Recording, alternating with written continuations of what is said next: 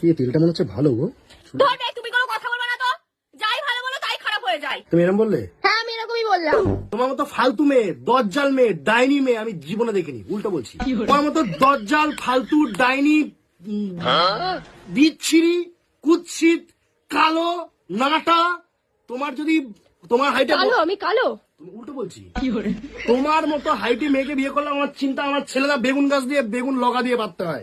উল্টো বলছি, বুঝেছো? আমি যা বলছি উল্টো মেয়ে। তোমার রান্না, তোমার রান্না কালকে থেকে কে রান্না করে বলছি দেখবো? তো, উল্টো বলছি। এতে ভালো জিনিসটা উল্টো বলছি। তোমার চয়েস করা এই ফ্রিজ বেকার। তোমার বানানো পায়েস একদম বিচ্ছিরি। এটা তোমার দিদির বানানো পায়েস।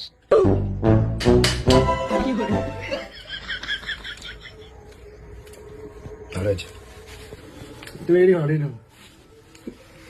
জীবনে কতদিন পর আমি একটু মনের কথাগুলো বলি।